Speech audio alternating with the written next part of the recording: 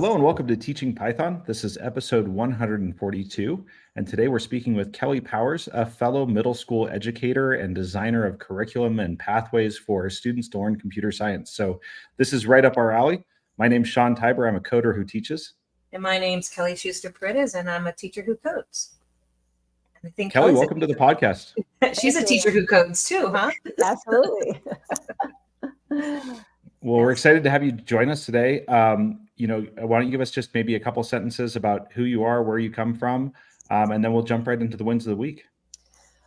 My name is Kelly Powers. I grew up in New York City, and right now I'm teaching at a school in Tarrytown, New York, at the Hackley School. I'm teaching middle school. And I've been teaching for about 25 years, always computer science, which is pretty cool. Before I joined the education workforce, I was in business and worked for a company that most students don't know, the IBM company. So I was really happy to have that work experience and then transition into education back in '98. That's fantastic. She's like the best of both of us, right? She was a coder who teaches and a teacher who codes. She just smashed us right there together. That's why when I listen to you guys, I'm feeling like so much of your pedagogy and philosophy. So I feel like we've known each other for a long time. Awesome. I'm excited to talk more. It's going to be a lot of fun today. Cool. Well, why don't we start with the wins of the week? And Kelly Powers, I'm going to have you go first since you're our guest. Okay, so this is only our second week of teaching, and I always introduce a person of the week. And my person this week was Ada Lovelace. Nice. And I try to show my students like a little bio, and I look for a short video, like less than 5 minutes. And this week I actually showed one from Brain Pop, which was really good. If you're looking for something that really captures Ada's story in 5 minutes. And my win was students in grades 5 and 6. I showed it to all the students I teach. They were able to seriously say, you know what, this woman who was known as the first programmer, she had a lot of challenges in her life, and she did, because she was sick as a child and she died young. So they were able to take away like these ideas about her being a woman, her being sick, yet she persevered, right, through her struggles and challenges. One was also noticed that she was tutored often. Her mom got her tutors because her mom almost demanded that she study math and science. So that was really important to her mother. And the one student said, she must have been wealthy to afford having tutors. So just little insights that I was really surprised that the students were able to take from this really short 5-minute video. So that's a big win for me. And that was today, actually. They got it, right? So she's a woman in tech in the 1800 period. That's kind of odd, but she had to struggle, and yet she was super successful, which was great. They're awesome connections. And I love that, when they can sit and just make the connections and sort of give them somebody to connect to themselves and bring it into light. I like that. That's a good win. I also love Ada Lovelace because she came from a time that, it is really clear, there were no computers in the 1800s when she was living. How can you be a programmer when there are no computers, right? And it really illustrates the point, all of those, heroes of early days of computer science that were doing all this work. It just illustrates the fact that this is really about thinking, and it's about organizing your thoughts and analyzing things and paying attention and sorting through all of that and thinking about things in different ways. And none of that requires a computer. And that's one of the things that I love about Ada Lovelace and Alan Turing and even Grace Hopper to some degree, right? All of them are pioneers in the field, and I'm overlooking a million people, but they did all this amazing work, and none of them had a VS Code or a Python language or anything like that. It was really about power of thinking. Yeah, we don't do that often enough. The power of thinking. In the classroom, I think all the time. But in the classroom, it's we always try to get them to do the thinking without the computer and everything around that. And sometimes we lose out. But anyways, I know what your win is, Sean. But yeah, I'm just going to point out the window. But Kelly, you go first. So I'm excited. Tomorrow I am doing a new activity with the 8th grade. And I love the 8th grade because there's no, like, not really any curriculum that I'm set to. I just kind of decide and flow as the wheels turn. I do follow like certain standard libraries and certain goals. But tomorrow I'm doing this activity with Snapchat sentiment analysis, but in a really easy way. So not pulling anything yet, because the concept is really about opening files and saving files and writing files. And I just wanted to have a good way that could like segue into APIs and possibly Beautiful Soup. So the idea is, I got, with the help of ChatGPT, 3 text files with positive words, negative words, and neutral words. So I'm going to be importing in those files, looking at them and reading them. And then they're going to enter in comments from, hopefully not their Snapchat because they don't have phones, but from like made up comments that they might put. And then it's going to analyze whether it's a positive or negative and give an emoji symbol. And then it's going to put it on another file that they can then write to. So it's just practicing write. And I was on ChatGPT like, no, this is boring. Give me another idea. I've done this. I've done this. I've done this. I've done this. No, this is boring. And I finally was like, what about like something with Snapchat? And there you go. Gotta love that brainstorming colleague I have, ChatGPT. So it was a really fun activity that I planned out like a presentation and talking about sentiment analysis and how there's actually AI now that sells sentiment analysis for companies, which was really cool. And yeah, and then I got the whole thing about where it's used on Netflix and Amazon. And Just makes me ponder, is it talking to yourself if you're chatting with ChatGPT to brainstorm, or? yes, but it's a better mirrored image of myself, I think, because it's more cohesive with my ideas, because you know how my ideas are all squirrely. So it knows what I want now because I've talked to it so much. So we're good. I'm just picturing Kelly's engineered her prompt to make ChatGPT like super complimentary. That's a wonderful idea, Kelly. And may I say your hair looks lovely today. And why don't you think about this also? Yes, and focus, Kelly. It's great. Well done. And if you haven't done that yet, you probably should. Like, wouldn't it be nice if you just had someone who's always saying nice things to you about you and your ideas and gently steering you into other directions? That's when I go to Gemini or Claude. Yeah. Well, I'm not there anymore to do it for you, so you know. That's funny. Anyways, your win. Go ahead. My win is that I am not in front of a computer for the last few days. I had an invitation from a friend to come out to Lake Tahoe for a few days with friends and just be outdoors and hike and everything. And this is, you know, very, very familiar for me. This is a lot like where I grew up in Alaska, where it's just in the mountains and there's hiking and outdoor stuff. So I've swam in Lake Tahoe like 3 out of the last 4 days. We've hiked a 10-miler. I did an amazing ropes course. Like I still have the blisters on my fingers from it. I didn't die, which was also a win.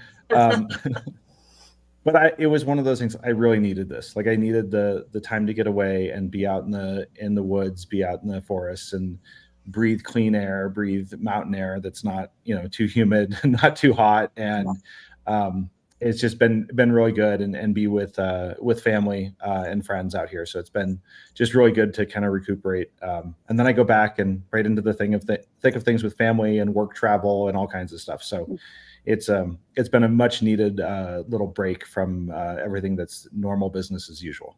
I have to say you look fairly rested for once. Yes.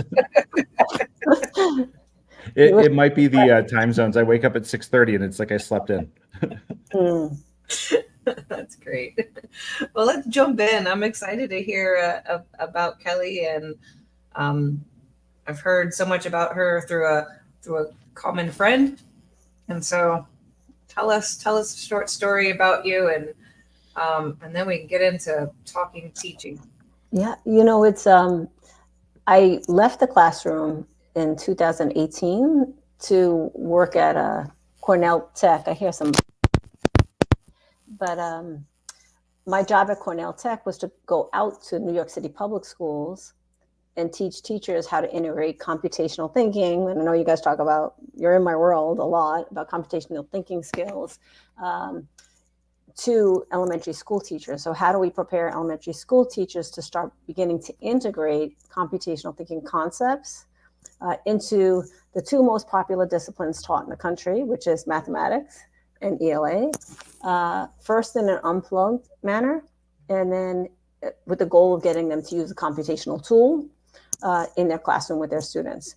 And that model is really successful because we're not demanding the elementary teachers to use the computers right away, right? It's more like, how can we think about these thinking skills and integrate them into your everyday math lesson or everyday ELA lesson? So that was a fun project. I've never taught elementary, so I have my utmost respect for elementary school teachers. It's incredible what they do. And I was in classrooms from kindergarten to grade 5 and just master teaching, in practice every day. So that was fun. But then I was, I wanted to really think about the middle school space. I have a lot, the high school curriculum is looking great for us around the country. We've got plenty of resources, right? We've got the AP curriculum, the CS Principles curriculum, and lots of great curriculum out there that's kind of been tested, iterated upon. So I feel like that's a nice space. The curriculum, not necessarily access, right? Access for all is still challenging, and whether or not it's an elective or required, we're still dealing with that across the country. But the middle school is interesting, because that's where actually earlier, 4th grade, 5th grade, students start to have an identity, like I am a STEM kid or I'm not a STEM kid, or they start to feel certain ways towards certain subjects. I'm not good at that. So what can we do as computer science educators in the middle school space to ensure that they're not turned off to computing technology? Because regardless, as you all know, whatever they choose to do, they're going to have to be deeply skilled in using tools and very comfortable in them and using their thinking skills to be successful. So that I'm curious about this. I've been talking to a lot of people. How should we structure the pathway so that we're making sure that what we give them has 2 ingredients, and this is what I live and die by: rigor and joy. So it's got to be rigorous and it's got to be joyous. And if I don't have those 2 ingredients, then I have to really mix it up, because the last thing we want to do is turn a kid off to computing and computer science. So that's what I'm playing, the puzzle, and that's where I met Dora Palfy, who was a prior guest, and her resources intrigued me because it's about using art and Python, pixel art. So it's like that head fake, oh, I'm learning lots, but I'm creating my art, using her tools. And and the resources for teachers are there. The slides are there, the dashboard for kids. So a couple of, when we choose curriculum, do we have what we need to really run with it? Or are we going to be up at night chatting with ChatGPT saying, help, how do I structure this learning experience so that I get the outcome I'm looking for with my students? So that's what I've been looking at. I teach Python right now in grade 7, but I've structured, the experience to hit on what I think is really important today. And I want all my kids to get a unit in AI. I want my kids to get a unit in data science. I want them to get a unit in some sort of programming tool, block, and then off to text. What's on my list, which I can't bring in yet because I'm just too busy, is cybersecurity. So that will be my next piece that I would like to add to the experiences.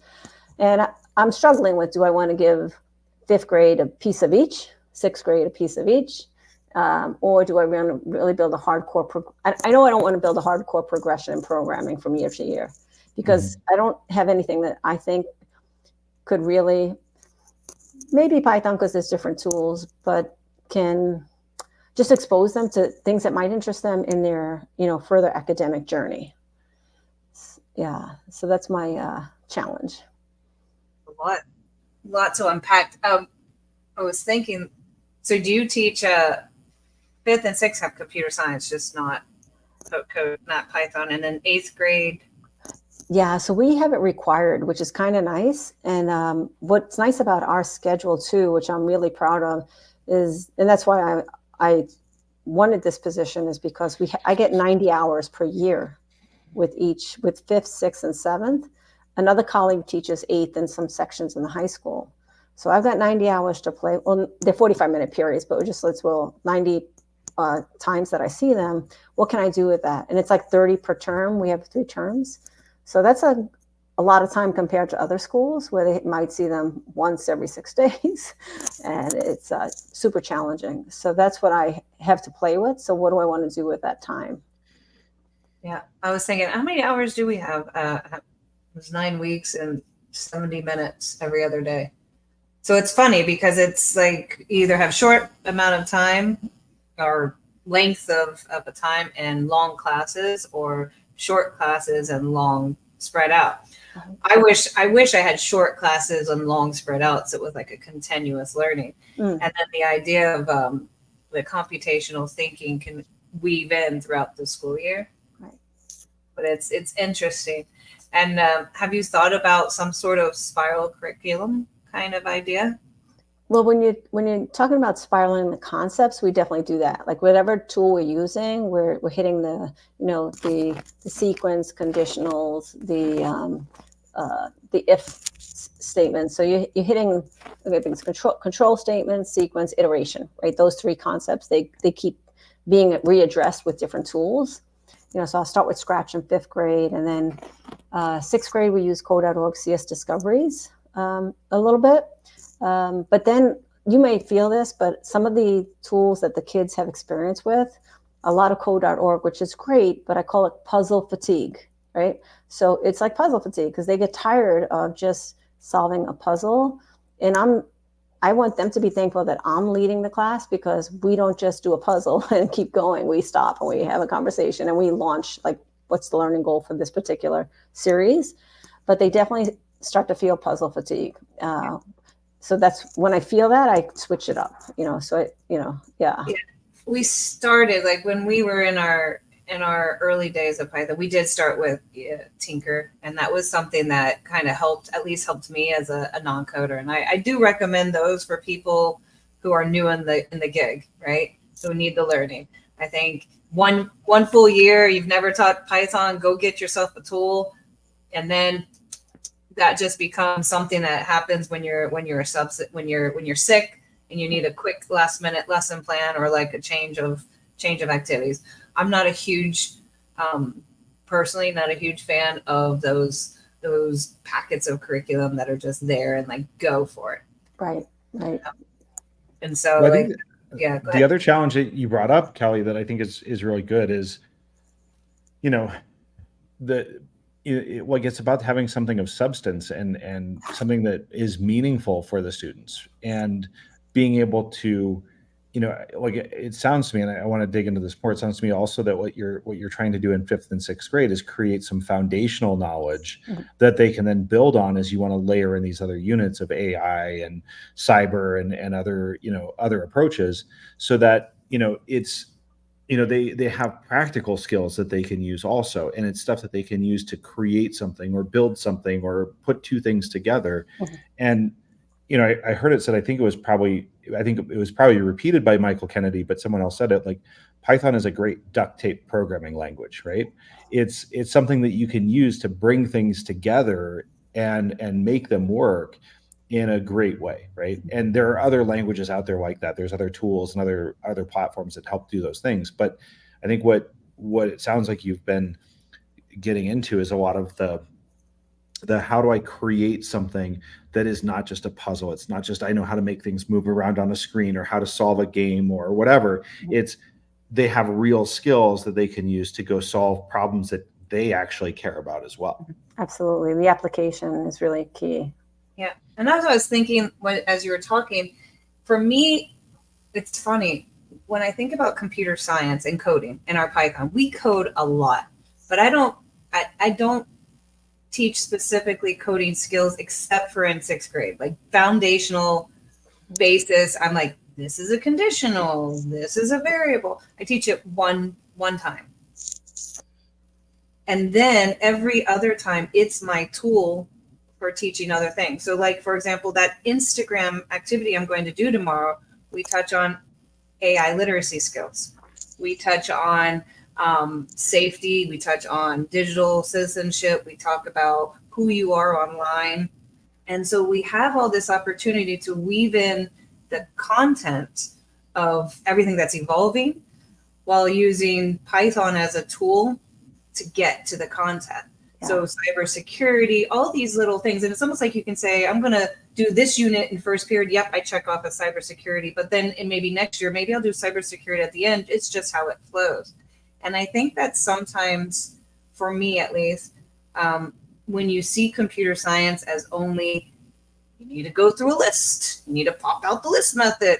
Like, I just want to yawn. I can't even teach it. I get so bored. And I think when you weave in those really cool conversations about AI or whatever, natural language processing, how it developed with AI, you can have these really great conversations. Yeah. And so it's almost like a way to shift it, regardless of whether it's 5th, 6th, 7th, and 8th. Mm-hmm. But just like, writing, like, I know how English teachers teach sentence structure, but to be honest, what's a better way to teach sentence structure is to actually write something, right? So I think that's the same philosophy for me when it comes to teaching code.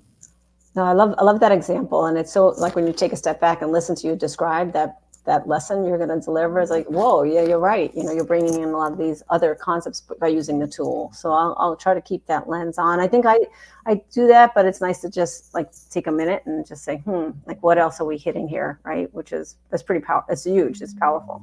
Yeah, and you just have to unpack it and just like really be,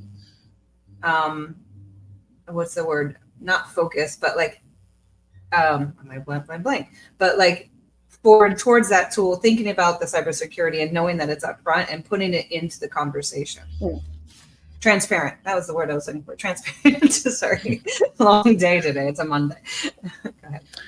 Well, Kelly, I was going to ask you a little bit about connecting some of your prior corporate experience before you came into teaching and working in the business world. One of the things that I found being back in the business world is how much connection there is and how much commonality there is between the way adult learners learn and the way that middle school students learn, right? For me, it's been interesting to see how much that establishing context, establishing knowledge, creating foundational, understanding before you can teach more advanced concepts applies equally to someone in middle school as it does to a junior engineer or even a pretty experienced engineer. I was curious, like, as you were making that transition, from the business world over to education, were there other things that you saw, or were there parts of teaching and learning that you were able to draw from your business experience and say, oh yeah, this is the same idea, or was it at the, especially at the time, a little bit different than it is today? I'm so glad you raised that, because in terms of like, it's not so much the coding, it's the collaboration. So back in the 80s, IBM hired like kids right out of college. I mean, 300 kids at the same time came from like New York City, around the Northeast area. And they sent us off to IBM school, and we learned, how to code and how to really work in teams and making changes to a production system, and the change management process and documenting and communicating was key. And they really raised us to be professionals. I mean, I value that experience. And one of the things, and I'm big in always talking about computational thinking in my classroom. We actually have a focus. So I'll say to the kids, okay, our CT focus today might be is abstraction, but you might use other skills. But this I feel like we're going to use today. And at the end of class, I end with my poster up on the wall. It's like, which computational thinking skill did you use today to complete today's activity?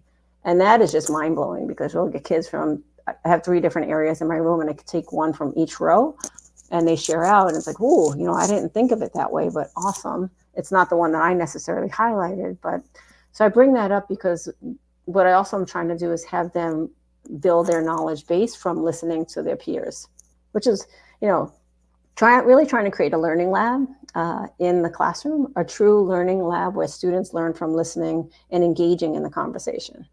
So I share with the students that my 2 focus areas this year is talk moves. It's like being able to communicate with other students so that we're building more knowledge for the classroom community that we're learning in, and then always using your thinking skills. So it's not finishing a problem quickly, but which skills helped you come up with the solution. And then so bringing those two together is you're using your thinking skills, and now you're using your thinking skills with a partner, and collaborating, persevering, debugging, problem solving. So I'm really working on the teamwork aspect that I got exposed to a lot at IBM. And what's kind of interesting too is I actually shared this story today. When I joined IBM, it was really diverse, which is mind blowing in the 80s, right? So I was on a team with 3 women. One was Asian, one was African American, and me. And we were young, just out of college. And we were scared. Like, I don't want to put that change in. We might, take down the production system. But together, we shared knowledge. We collaborated. We had a diverse lens, diverse inputs from each other to really come up with a solution, and then take the consequences of if it worked or if it didn't work. So that's, I guess, what I bring from the workforce is the processes. And the collaboration, which was super rich back in the day. And that's what I'm really trying to get my kids to this year. That's my focus, creating a learning lab where kids are truly communicating and learning from each other. And I started it right away. It's your elbow partner today. Next week when we start a new lesson, it might be your 3 o'clock partner or your 5 o'clock partner. We're not talking about you want to be with your friend. That's not happening. It's diverse lenses, and that's how we learn best. So that's my focus this year, and I'll let you know how it goes at the end of the year. I want to follow up because I think a lot of people that haven't taught middle school or, haven't been in a classroom maybe for a while or curious about it, they're probably wondering how it works to have middle school students collaborating with each other to write code.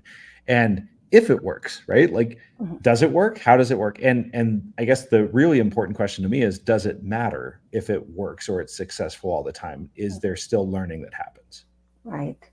So that's where roles are really important. The driver, we played driver and navigator. I'm sure you know what that means. But also, I really give them their own think time before we partner, right? So process it first, because it's really hard to go into something fresh or cold and then start trying to work together.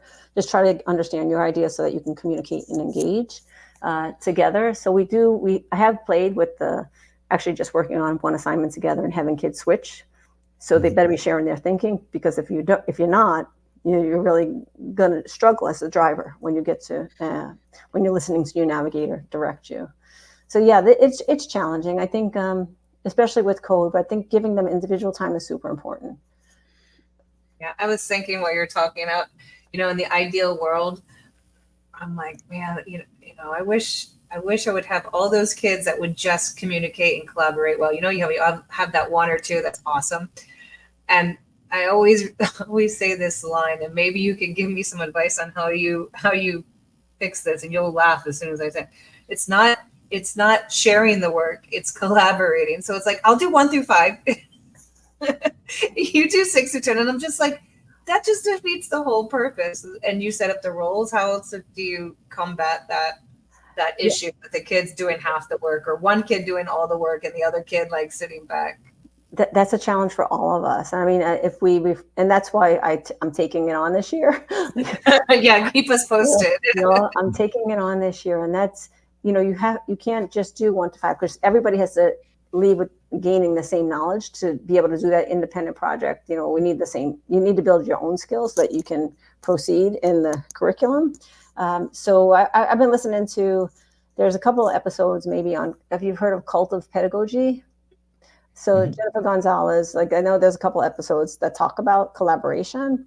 And so there's some insights there about making sure that, you can say you present slides 1 through 5 in whatever they were studying, but ultimately everybody has to be responsible for the content. So she was saying, had some tips on doing that. Nothing that really stuck with me, but I guess individual prompts, the exit slip or a follow-up, to talk about what they took away. And if that will be real evidence that they just did 1 to 5 or 6 to 10.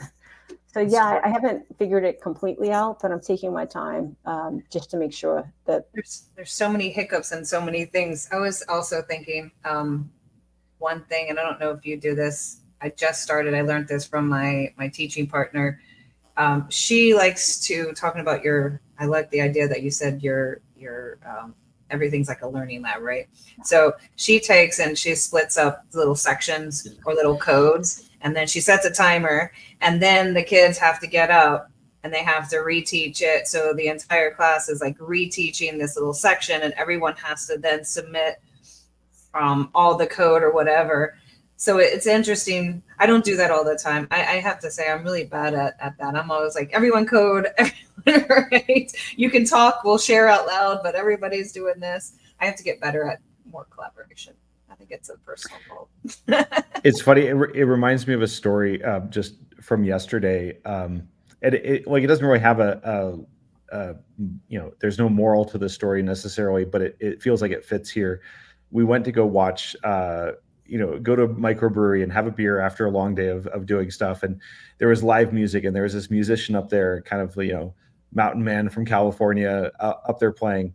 And he played his first song. We all kind of applauded, and he says, thank you very much. Your support means a lot to me. That's off my album. I self-produced it as an independent artist. It's really important that, if you like what you're hearing, to go listen, and that helps support me, right? And he's like, and it's really important because I do this 100% on my own, and I get no help from anyone. I do it all on my own. I do all of the recording, I do all of the editing, I do all of the promotion, I do the social media, I do everything from beginning to end.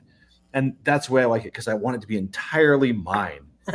And then we listened to more of his music, and I was like, maybe you should consider getting some help, because I don't know that being able to say I did it all by myself is always the best thing, right?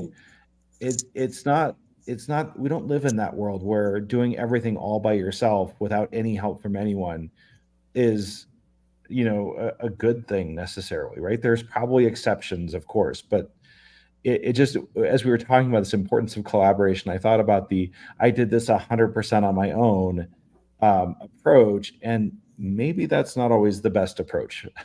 In fact, probably rarely. Yeah.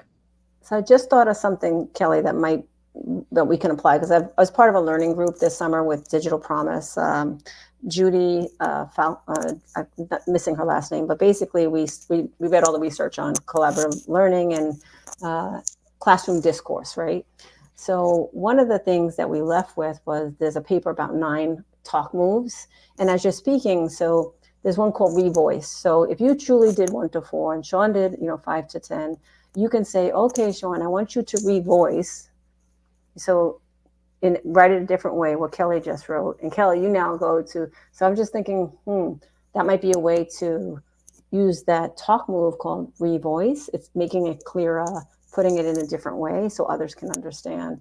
So yeah, today my talk move was add on, and I'm making kids deliberately say, I want to add on to what Kelly said. So they're not used to speaking freely in the middle school, because there's so much going on in middle school, but that's my initial prompt. They have to say those words. And if they want to use the symbol, it's like fist over fist, add on. So that's all I'm working on this week. And next week we'll talk about revoice, and very deliberate prompts, I want to revoice. And this way, hopefully we're building their muscle memory to take part in classroom conversations, or at least with their partner, right? Or just any conversations. I think that's awesome. And even, I was thinking, again, triggering, like, those are great prompting for how to use AI. So there you go. You're getting AI literacy skills because it's using that right content and context. Right. So many good things that just came out of your mouth about that. I'm thinking like routine and trigger words, all those good things, and a lot of nuggets to take away from that. The other thing that I wrote. So let's see. That's why I'm saying I'm going slow to go fast. That's what my goal is. You committed on podcast, so now you have to stick with it. I'm really curious to see how it's going to go with the kids that are usually a little bit quieter, right? Because, that was always one of the things that I worried about in the classroom was, am I giving every student a chance to have a voice, right? Especially the ones who are, maybe a little insecure about their abilities, or in some cases, we even had the opposite problems, the kids that were quiet in every other subject, but this was their jam in computer science, and that you couldn't get them to stop talking or to make it a productive conversation, right? So I'm curious to know, and if you have any early feedback on how the structure of those talk moves, being able to say it's a revoice this time or an add-on is helping to guide that conversation, especially for the kids who, maybe feel a little bit less comfortable speaking up in class or to be able to voice their opinions. I'm glad you raised that, because we do have to respect the child's, like, I had one student who was super nervous about saying anything because in middle school she was afraid if she was wrong that others would mock her intelligence, and that's not the kind of environment I had in my classroom. But that's a real nervousness about that feeling is real. So I actually do say to them, I understand that some students may not feel comfortable yet, the power of yet, sharing their voice with the class. But because we work in teams, I'll be sure to have a conversation with you to make sure that I am hearing your voice. And we really have to acknowledge that that's very uncomfortable for some students, but you must talk to me when and your partner, at least when I visit you, to make sure I check in with the groups who I don't hear, or the students that I don't hear within the classroom discussions. Yeah, so that's how I would address that, really working with those pairs and making sure that they're using the talk moves and I'm getting to hear what they're learning and the way they're reasoning.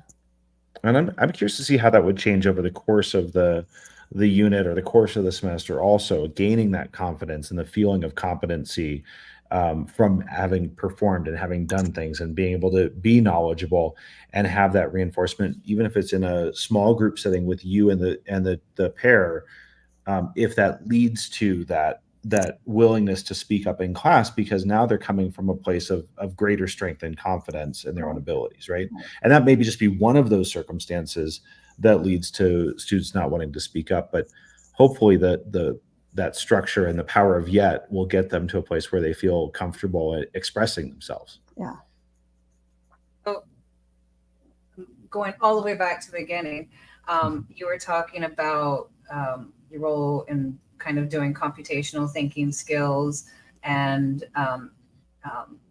unplugged activities. And it got me to thinking about all the skills and how they're actually a lot of life skills, going back to your idea of work skills and everything. And I'm thinking, pattern recognition, abstraction, and how cool would it be?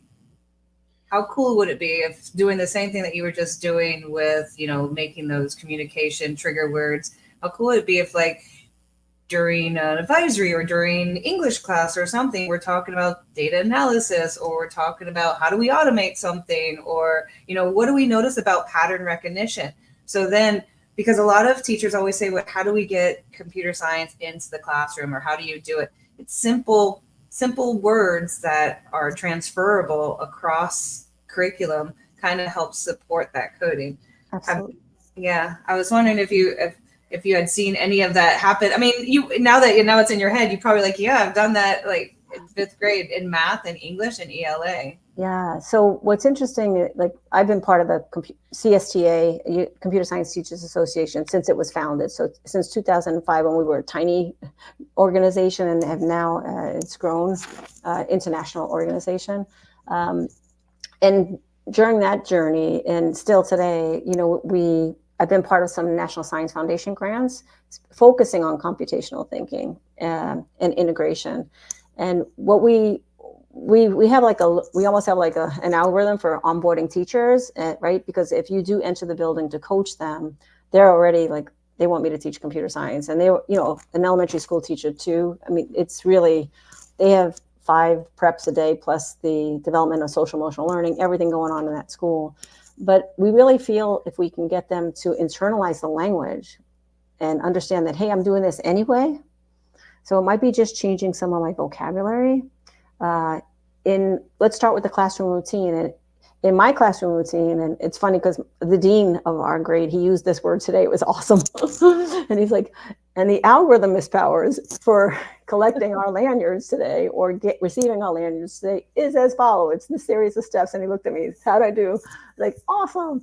So in terms of when we onboard teachers for anybody integrating, we actually make them create an anchor chart, right? take a word, abstraction.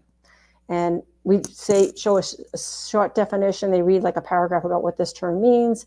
And then many elementary school teachers, they have like tons of anchor charts all over their walls.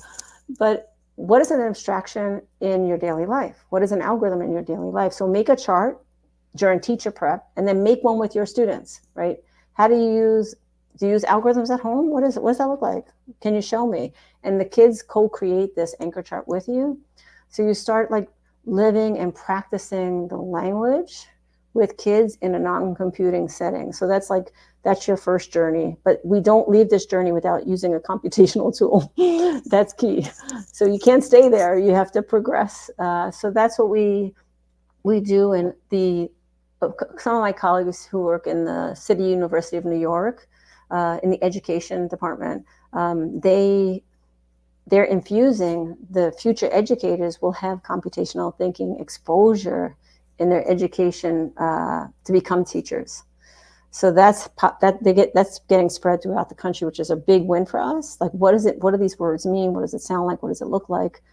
And then what tools are we using to have kids create and practice those skills using a computational tool like Scratch Junior, Scratch, Python, that's getting them there. So like you said, if you have I always say to teachers, imagine a kindergarten. We've done this at a school in the Bronx. The kindergartners were using algorithm, they with the algorithm, trying to but they know what it means. It's not they're just not saying the word. They actually know what this means. So if we can have children understand what these practices and skills looks like and sounds like in kindergarten, and we do this year to year, what might that student look like and sound like and be able to do as a problem solver when they leave 12th grade? I don't know yet, because we haven't watched a student progress. But like you said, if we can get at least the language and the practicing of it. I play with teachers even in the copy room. It's not working. Oh, we got to debug that together. You want to help? You want to collaborate? Let's do it. And they laugh at me, but it's like, it's getting it to be part of the culture. It's a culture of problem solving, right? It is. And you know what? Some of the ones that I actually too is debugging with the kids, like giving them the confidence to debug and solving their own problems. But pattern recognition, I think more so, it's been a lifesaver for me when I was learning to code. Is like, oh, why is input and print and you're defining of a function, look at the way that the pattern is, and you can see when you call it. And I don't think we teach pattern recognition enough, or explicitly, I should say. Explicitly, we kind of say, oh, this is how your essay is in a 5 paragraph, but let's recognize other pieces of work, or let's recognize why we use a certain math problem to solve this math. I think if we put pattern recognition, we do it in lower school, right? We do, looking for patterns. If we kept it through, imagine how easy our jobs would be as coders. Well, but I think you're getting to a point too where you're talking about a lot of the pattern recognition that we've done is the stuff that like ends up on the SATs, right? Yeah. It's like the pattern recognition we do is like, oh, these numbers go in order: 1, 1, 2, 3, 5. Oh, look, it's a Fibonacci sequence. You recognize the pattern. Congratulations, right? Yeah. But what I think you're getting at is probably this is kind of, I think we've had this conversation many times about how computational thinking, computer science borrows a lot from math, but it has so much more in common with language, right? Like how much do we do with patterns in language, sentence structures or patterns of documents or patterns of speech, patterns of writing. Yeah. Right. All of these things that probably would help in a practical sense for patterns, right? And pattern recognition, that when you see it, oh, I see how this is fitting together, or I see the structure of this. Yeah. And that's, I think, way more valuable, not just as a coder, but as a business person, as an analyst, as a scientist, as a writer, analyzing the pattern of a plot structure of a movie, right? Like here's the first act, second act, third act, right? Yeah. Like where the acts change, right?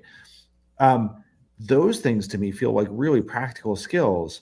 But what we've been calling pattern recognition is, A, B, B, C, B, B, B, C, D, right? Like these things that you look at and you start to see patterns, but it's very simplistic and it's very mathematical. But the real value, I think, is when we start to see patterns in way more than just sequences, right? Yeah. 100%. Now you got me thinking about decomposition now too. Why can't we why can't we just throw that around as well? Absolutely. Absolutely. So Everything's a decomposition problem. so I have to switch gears. I know we're kind of running towards the end here, but it feels like a golden opportunity, like because we have middle school teachers on the podcast, right? Like it's middle school. It's our little space where we have where we have developed our expertise, where we've got our passions. And having left teaching, one of the things that was always funny was how many people were like, "Oh my God, I can't believe you taught middle school. Like, how awful was that?" I'm like, no, actually it was pretty wonderful, right? Like you had to understand what was going on and how it worked. But Kelly, I just want to I have to ask, what to you is the best thing about teaching middle school students? Like, what is the best thing about this particular age that makes it a special opportunity or special experience for teaching? I want to just say creativity. They're just so different and they think differently, and giving them the opportunity to create. So, like as we talk about building skill and then apply, that's huge, like creative self-expression. And when I give them that opportunity and they take this knowledge that they've been building throughout a period of time. So that really is mind blowing to me. It's just to see what they can produce, giving that freedom, but with some constraints. They have to meet certain requirements, but then go for it. Their creativity, curiosity, that's what I love, and I learn from them. That's why even at the end of class, my end of routine is which computational thinking skill helped you complete today's work, regardless of what it was, and just to listen to them. It's like, ooh, they are thinkers when they're given the opportunity, when you have the setting set so that this is a thinking class, it's not a race, and given that the opportunity to have the time to create something that's important and meaningful to them. That's what I love seeing, what they do with the knowledge that we're trying to help co-create with the classroom. Are you waiting for me? No, I was going to give you a chance. I can say it changes every year, but I think like what's keeping me in there is it's never the same thing every day. Because it's like I get bored very easily. I love excitement, and I can imagine, even when I was teaching science in the cell for 10 years, it's never the same. It's never the same unit. It changes with every class and every kid, and you never know what you're going to get from a 6th grader to an 8th grader, especially the 8th graders. So, I mean, I love the creativity. I love the sweetness of 6th graders, and I love the snarkiness and the having to do a dance and kind of pony show for the 8th graders to keep them awake and not falling asleep. But, I didn't mention that, my teaching partner brought in weighted blankets. So give a weighted blanket to an 8th grader in a gaming chair, and what happens to them? They fall asleep. Well, it's much easier to teach them when they're unconscious, Kelly. We're taking very good care of their social emotional. They do love us, but I have to wake up.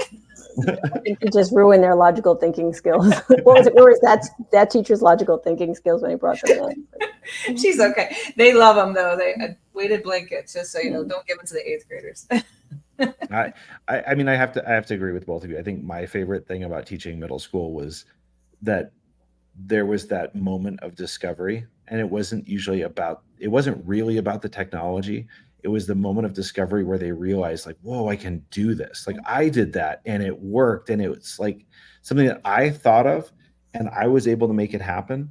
And I can see it in front of me. And that to me was always the magic of middle school, because they have enough knowledge and they have enough development and enough critical thinking skills and ability to reason their way through things that they can do it. Like, they can pull it off in middle school. And they're also not stressed out by having to get good grades for college and what school am I going to get into, and what sports are happening and how do I, there's this beautiful sweet spot in middle school where they are incredibly capable, incredibly creative, and yet they don't know what they're capable of doing yet. Right. And being able to create those moments for them. And I feel like we found more of that in computer science than we probably deserved, right? Like we created something there that was the environment for that. And, you know, I know that there are other middle school teachers who teach other disciplines who see those same things. And that was, to me, always the best part about teaching middle school, was that discovery of self and discovery of possibility. You're here. And I just want to add on to what Alan just said. I use that. just aside, like the discipline of computer science, those aha moments and that achievement, right? By getting the opportunity to use their creativity in computer science is kind of like instant, right? Like you're working through a problem instantly, unlike other subjects. It might take a full period till you get your paper back. Like, how did I do on that draft, right? So you're really you could have a lot of aha moments and immediate like sense of achievement, which is awesome. Like, you did this, this was complex and I got it done. So the discipline allows for that, which is makes it very different and unique from a lot of the other discipline, problem solving in the moment and getting the results, good or bad. Yep. Instant feedback, right? Yeah, it's and fast iteration, right? Like that fast cycle of, I can try something, check it, see if it worked, get feedback on it, and implement a change, and do that, in a 30-minute class 20 times, right? And I like how that also flows potentially into other subjects, where they start to see the power of that iteration and the feedback, and it also lowers the penalty of making a mistake, right? Because what's really a mistake? It's just something I haven't fixed yet. Mm-hmm. And when they can bring that to math, to English, to science, to social studies, and apply that same sort of like, hey, it's not that big of a deal. I made a mistake. I'm going to go try something else based on what I learned from that, to do something new and see how that works. They start to crave that feedback in other subjects also. And, it's probably a pain for our other colleagues to keep up with that once they get going on it. For sure. Nice. Well, I know, Kelly, you wanted to ask us some questions potentially, or explore some topics around the curriculum development and the pathways that you're creating as well. So I wanted to make sure we had some space for you to be able to ask those questions.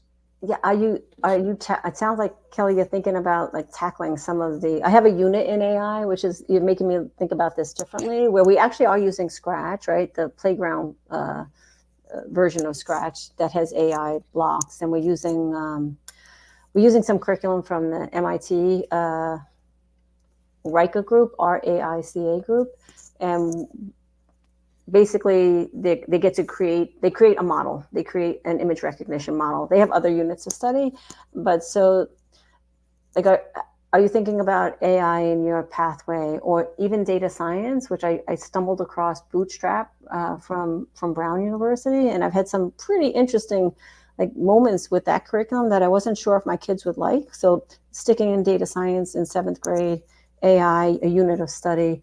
How are you addressing some of these areas of computing that are growing, like even at rapid rates, at AI, data science, cybersecurity, in what you're delivering in your instruction for the kids? It's a great question. I find myself constantly talking about AI and generative AI and AI everywhere in the 8th grade, just kind of in conversations whenever we bring up stuff. But starting from maybe the 6th graders, we do a lot more playing with AI and big topics. And I do introduce a lot of the words and their machine learning, neural networks, but it's such a short unit. But it's more of just here are the words. This is where generative AI came from. I make sure that they know that generative AI was born because of Python, and we have all these libraries in Python with natural language processing and the sentiment analysis. And it starts there, right? You can literally do a chat bot or whatever if you want to. And even though, things that we do is something that's, builds something bigger in AI. So I try to make that huge connection from our tiny little piece of script code to what it really looks like inside of the AI. So that's always on my mind. And I think it's just because, one, I'm passionate about AI and I just can't stop talking about it. But in 8th grade, I also love data science. So that's something that I wish if I had my wish, I keep hinting to my boss all the time. I'm like, let me teach a post AP data science course. Let me teach. I will love data science because data science in Python is so much fun, and you can get the kids doing graphing and understanding that their graphs don't necessarily match what they really want to say in just 10 lines of code with Matplotlib. And then you can give them generative AI in Colab and say, okay, here's Matplotlib, here's the basic. Now make this graph actually interactive. Find out how to use it with generative AI. So I probably could spend the entire 9 weeks teaching data science to the 8th graders, but I don't. I do it in like one unit. But and it depends. It changes every time. I sometimes start with graphs and I make them explain the graphs because that's something that I don't think they get enough of. Right. What else? Yeah, and then 7th grade, we always talk about the use of generative AI and how do we do it ethically. I think that's a huge conversation. We're not opposed to generative AI, at least when you're even online, because Replit used to have generative AI, and now that it's not free, it's they only get one piece of code or something when they use Replit. But Colab has generative AI in there. They start typing and it goes psh. And I said, yeah, we can go psh, but if you don't know what it means or how, it's not going to help you. So it's good. Write comments, figure it out. So I think it's like you can't avoid data science and generative AI, and you don't really have to keep them separate. Right. Because when you talk about data science, you're talking about all the data from the web that it was trained on generative AI. So you can talk then about Beautiful Soup and scraping and how they did a common crawl, not necessarily the same, but you can still access. I could go on and on. This is like a passion of mine. We'll talk later about this. Oh, yeah. I mean, I love how you're using the tool Python to do all of these great things with the students. I mean, I'm really admire like how far you take your kids. I'm still not sure though, like if you get a few kids who aren't turned off by coding, right? So that's where I struggle. So that, I've gone through Imagi first, like all kids, and then I moved some of them into the tool we had a subscription to CodeHS, which was different. Like that's more like pure straight up text-based coding in Python. And about 70% of my kids who were in 7th grade last year were okay with it. Oh, this is different. And I was trying to get the transfer strong too. Like we just did loops, really complex loops in, pixel art. Like we're just doing the same thing in Python. And some of them were getting, it wasn't some of them actually, like that 30% was like, can we please go back to Imagi with Powers? That was so much more fun. So that keeps me up at night, right? Trying to figure out. And then like you're preparing them with really core. I mean, you guys are really going deep with the kids. I love it. Like I love what you're doing. But what happens in high school? Do they then move into a rigorous AP? They go right to AP like as a 9th grader or? Yeah. 9th or 10th grade, depending on what they're interested in. It's an elective for them. Oh, so they can, if they want to go straight into it in 9th grade and they have, demonstrated that they have good academic skills and can cope with the rigor of it in 9th grade, they go straight into it. And there's 4 years of computer science curriculum in the upper school. 5 now. 5 now, okay. Yeah. So it's funny. It's funny when Sean and I first started teaching. I know they had classes in AP, but we have, I think, like doubled the amount of classes that they now have in 9th grade AP. So a lot of our kids, I would say probably about 75% of our students go on to take the AP course in 9th grade. And they come back, they're like, this is so easy. And I'm like, yeah, because we are a very challenging course. I do like to have it challenging, but I do make sure that everybody is successful. And understands at least, but I never underestimate the power of a kid making a graph with 8 lines of code or 10 lines of code. Because I tell you what, I've turned more students on to using graph coding with graphs. There's something pretty about them, especially when you have a Wordle even or a pie chart, right. And they put all their names of their friends and whatever, or they can also. My colleague, she had them, I forget what she did it, but she did it with Matplotlib where you can do an image kind of trace in a Wordle. So those little things are really neat. Yeah, I love your approach. Like really, it sounds like it create really great engaging experiences for the kids, having rigor and joy. So you're able to infuse even the data science. So I'm going to just take a step back and try to think about this some more. I yeah. So it seems like you're able to do a lot with Python as you build your student skill base, right, going forward. And you just keep adding on. I love your hand signals. but I want even now I'm adding a VR unit, like immersive reality. Like, whoa, this is like because that could be their future too, right? Designing immersive experiences, and that's picking up quite a bit around the country. So that I'm tinkering with that a little bit. So, but yeah, I'm gonna think about the resources again, because I struggle too finding resources that are helpful. Not always have to pay for them because that could increase the cost of buying so much software, which might be okay if we balance, like make trade-offs.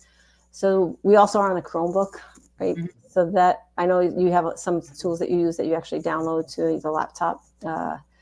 But Colab works well on the Chromebook, and I think you'll find that it works really with the new generative AI feature and built in. I think you would be able to really get into data science without having to worry too much about the code. So you can say, I want to make a graph this way, and Colab will let you help you generate, as long as you import the library first. Mm-hmm. And then those conversations can happen, like, okay, let's look at how many people, how many girls or whatever, how many boys, how many teachers, what of our age group, just whatever. How many people have Snapchat? How many push-ups can you do? Yeah. That's a fun one. Plank challenge. Collecting data and then using the data in the classroom. Yes. The other thing that I always thought was really fun too was, especially when you get into data science, like data science isn't really small data sets of like 15, 20, 30 things, right? Start them there, like get them to understand it as a base case, and then give them something with like 30,000 rows of data or 1 million rows, right? Yeah. Sean, tell him real quick. Got 1 minute. We analyzed the dictionary file in Mac OS. So there's a hidden file. It's not quite so hidden, but it's a system file that has a list of words. And it's, I don't know, a couple 100,000 of them. And we went through and used that for all sorts of things, like graphing out word length of what was in there, being able to look at, I think we ended up doing some stuff on like algorithm processing times, like for really large lists. We did loops through the lists. Yeah. You do writing files, reading files, because you're breaking that in. You can graph out the number of letters and take it from that. It was a really good, I still use some of that. It was pretty fun. Multiple things. So. But I like that. I like that as a way to kind of get that whoa moment when they see that like what they did for 10, elements in a data set works for 10,000 or 10 million also. That's a really empowering moment for them. Like that what they did still works and it scales up in a beautiful way also. Yeah. So I definitely recommend that for anybody who's doing stuff with data sciences. Make sure that wherever you start has a nice scaling point to something really big and meaningful for them, so they can look at it and go, wow, I did that. It was like millions of rows of data, and it only took like 42 seconds because it was Python. Right. Nice. Hey, Kelly, you're a celebrity, because Breon Kaplan was like, Kelly Powers. Well, Breonna Kaplan, yes, I met her at CSTA, and I'm really impressed.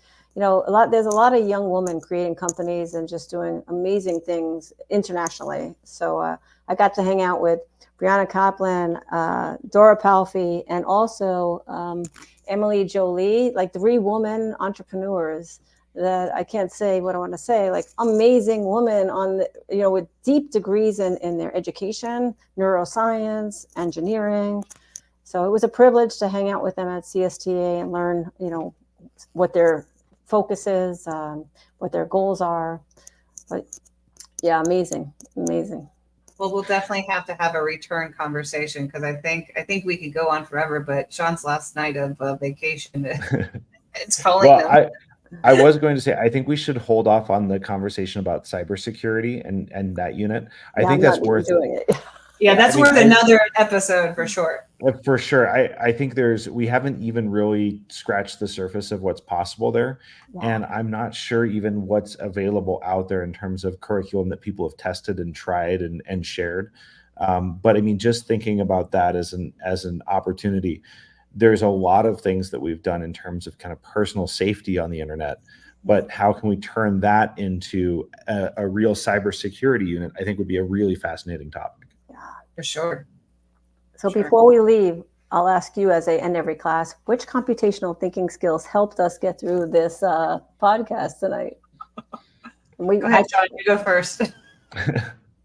Well, I've been finding a lot of abstraction, right? Like being able to take a lot of the specific things that we've talked about and think about how we can broaden them or connect them to other concepts that are out there. So for me, abstraction was definitely the big one this episode. Well, give me a hint of some. So let me think. We use computing at school, 6 concepts: logical thinking, evaluation, abstraction, algorithmic thinking, pattern recognition. And I don't know if I said evaluation already. But. I don't know. Wow, that was a tough one. Is brainstorming one? Because I feel like idea generation. Patterns in our discussion today, though, any theme? You know what? I do. That is true. That is true. Thank you for the help out there. I do think there's a lot of patterns. There's a lot of similarities that we can pull from in the way that we teach and what we believe in. I think that's a good one, because when you were speaking, I was like triggering some extra thoughts, and I was like, oh, I do that. Oh, that's cool. Or looking where I don't do that. So yes, thank you. Sorry, you got me. Yeah, so see, closing the maybe you'll do this in your future cast, closing the I gap. really like that. I do like that. And I'll learn it better, and I'll be able to pull it together. That's a good Have a skill. poster in the back of your classroom and say to kids, look at that poster. Tell me which skill and defend it. Like, explain yourself. I was thinking we'd add it onto the podcast. Sean's like, I like it. Yeah. No, I like it because I do think it would help us just kind of close the loop. We start with wins of the week. I love with the what strategies helped us on this show. Like I really like that. Yeah, I do. I was thinking that we had in ISTE, don't they have like 10 for computational thinking? I'm gonna have to look that up because I think they have more. They might, but the 4 key ones that we can agree with across the country are pattern recognition, algorithmic thinking, decomposition, and abstraction. You won't get into any arguments if you talk about those 4. Good to know. Good to know. I'll stick to those 4. Awesome. But the arguments are so much fun. It is. All right. Well, why don't we wrap up here, Kelly? Do we have any announcements this week or anything to share with our listeners? No, so much going on. No, all good. We have a lot of we're going to take a little hiatus, I think, for. Fine. I'll do it then. We have 1,000 followers on LinkedIn now, thanks to all of Kelly's hard work. God, yes, 1,001. 1,001. Well, Kelly, well done. Congrats to you. You have spearheaded all of our social media on LinkedIn and brought us to this milestone. And I just wanted to say thank you for all your hard work on that. Oh, thank you. I have like 0, I think, followers now on Twitter because I never post. That's okay. But yeah, if you know anybody and they're on LinkedIn, point them to our LinkedIn page, because that's where we do a lot of the live streaming, also on our YouTube. But I think it's nice because when we start getting those conversations happening on the live stream, it really takes the conversation deeper, and then people can start sharing their resources. That's sort of my hope of where I want LinkedIn to go, is that people can go back and look at the live stream, add in some comments, share out some resources. So we should plug in, say, Kelly, if they have some computational thinking ideas or strategies or anything else they want to add for us, because we always need more suggestions to keep it fun. After, I don't know how long you've been teaching, but it's been a really long time for me. So anything that's new and a new way to do things, it's always a welcomed idea. I will do. And it's been a real pleasure, finally getting to see you and talk to you kind of in person, it feels like, because I listen to you all the time. so thank you. Equally. this has been a lot of fun to talk, and like I said, it's a golden opportunity to be able to speak to a fellow middle school teacher. It really is a special place to be, and we love to hear about all the things that you're doing and thinking about and figuring out in the space, because the work here is never done. It's always something new and exciting and worth trying and adjusting. So thank you for all the hard work that you do to make it possible. And if people want to learn more about what you're doing or connect with you, where's the best place for them to reach you? I'm on LinkedIn. My Twitter handle is @KelPowers5 because I'm the fifth child of 11. Fun Wow. fact. So Wow. KelPowers5. That's a good way to remember me. That's why you're Very such a good communicator. Yes. Very And a fight for the floor. Excellent. All right. Very good. Well, I think that'll do it for this week. So for Teaching Python, this is Sean. And this is Kelly signing off.